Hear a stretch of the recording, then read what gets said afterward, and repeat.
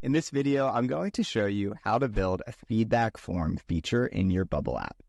This video is brought to you by No Code MBA. If you want to learn how to build really complex apps in Bubble by building real-life applications like a clone of Reddit or a clone of Airbnb, check the link in the description and go to No Code MBA's Complete Guide to Bubble course. So here we are in the Bubble editor, and I'm going to talk through the way that I built this feedback form feature. Now, there are many different ways that you could potentially build a feature like this. This is just the way that I did it, and hopefully it'll be helpful for your own Bubble app. So what I did is I put it in a reusable element here in Bubble. The reason I did this is it just allows me to edit it in one place, and then I could potentially use it in different pages in my app and just edit it in one place here in the reusable editor. The elements that I have here on the page is just one overall element, and then this group that's kind of holding everything inside. What it is it is a blog type of content. The reason I'm doing this is because this is feedback form for an AI-generated blog. So the form itself, the type of content is a blog. The reason I'm doing that is because you'll see in the workflows, but basically this is going to be on an individual blog, and when they save when they give a rating, we want to save it and reference a specific blog so we know which blog they're giving us feedback for. So this could apply to any type of content that you have on your Bubble app, different things that you might have in your database that you want feedback about. So that's why I set it up here as a feedback form with the type of content blog. And then other elements for just doing the parent group's blog to pull in that type of content, which is blog. And then on your blog itself, when you pull in that reusable element, you would set it to current pages blog as the type of content and where they're getting the data from. So what I did is I have first just some text valuing their feedback and then rating the blog. And then what we had is this rating group. So the rating group is essentially icons. And what I'm using is the Hero Icon plugin in Bubble.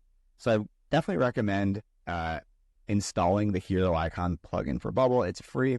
I think the icons are a little bit nicer than the standard icons that Bubble has. So we're going to use the Hero Icon plugins. And then we have stars, and I've named them star 1, 2, 3, 4, 5. And that's so that I am able to identify them in the backend workflows of what the rating actually is. And then we have some conditional formatting here to basically fill in those stars based on what the user does on the page.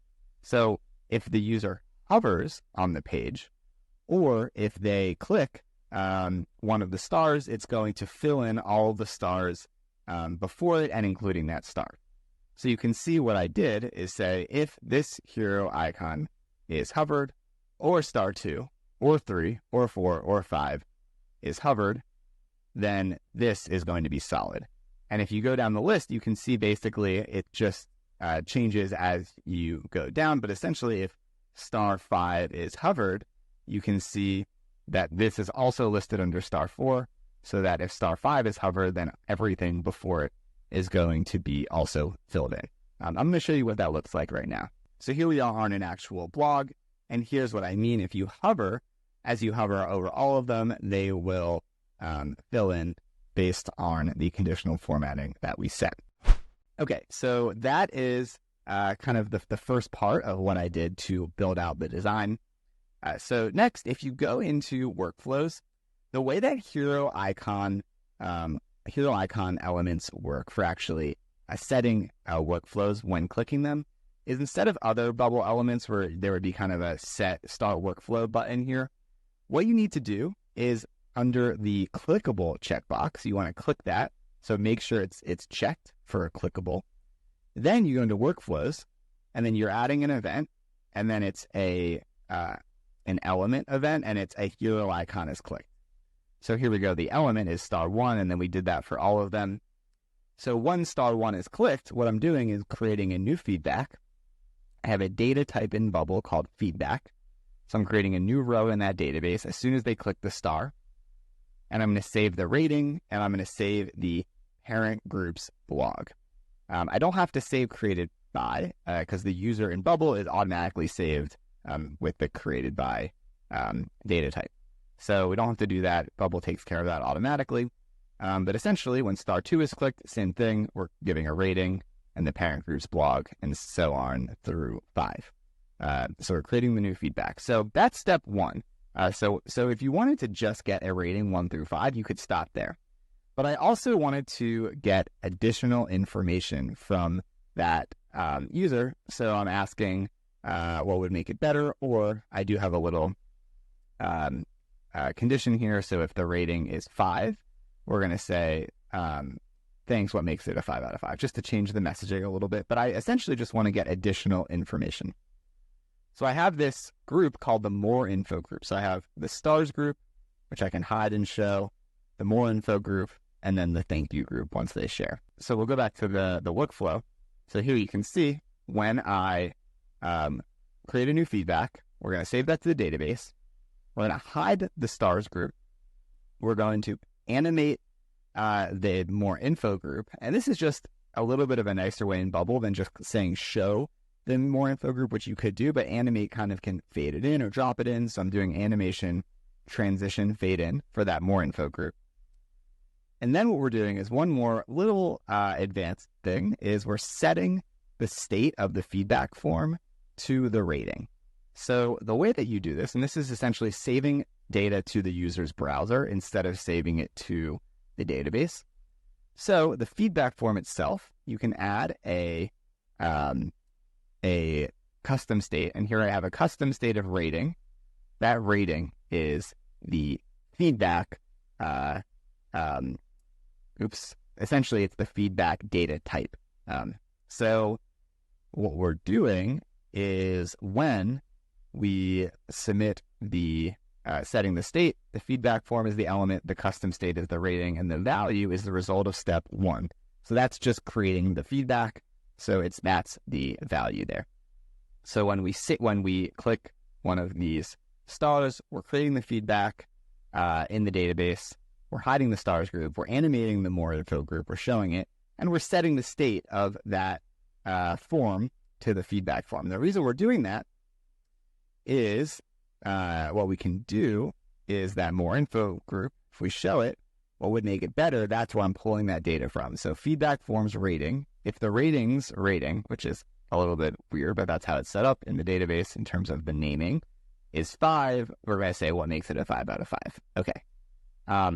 So then what we're doing, and we're also doing that, you'll see in a second while we also do that. So it allows us to save this additional feedback if they save and submit more information to that same row in the database. So now if they submit more information, we can edit the workflow. And there's another workflow I'll talk through here. So we're going to hide that More Info group.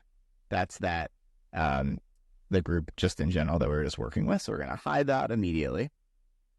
We're going to show the thank you group immediately. I like to do this before the rest. The reason is if we did step 3, 4, 5, which is kind of the logic, it could make it so there's a delay between hiding and showing the thank you, when in reality we can just hide and show immediately and then in the background do these other tasks. So it just feels really snappy for the user.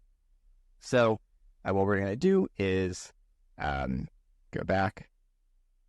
So we're going to hide and show. Then we're going to make changes to the rating, which is the feedback forms rating. This is that custom state that we set earlier. So the custom states rating, we're adding details, which is a text field, just that input.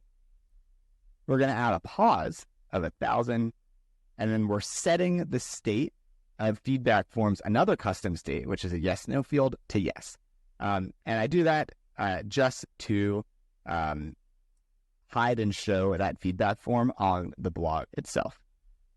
So that's pretty much it. So very simple. I can go back real quick to the blog. Here we are. We're just going to refresh the page. So I have some logic here on the blog that if you scroll down a certain amount, it's going to animate this by sliding it in. So it kind of feels like a notification. We can rate it, and then you can also say what would make it better. And then something else that's kind of nice that I built in, just so you can kind of be aware of what's possible here in Bubble. If I refresh the page, it's not going to show again because I already left the rating. So we're only asking users once to leave a rating. So, and so this app itself is called blogfox.ai. It's an app that allows you to generate SEO optimized blog posts using AI and making the content itself sound really, really good, like it was written by a human, not written by ChatGPT. So if you're interested, you can check it out for free at blogfox.ai.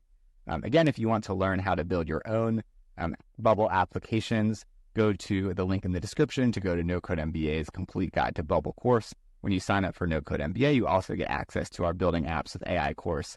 Our courses on Webflow, Airtable, Zapier, Flutterflow, and much more. So there's a lot of content on No Code MBA, and you get it all in one membership. Thanks again for watching. Be sure to subscribe to our channel to get all of our future content out here for free, and leave a comment if you have any questions. Thanks again, and I'll see you in the next video.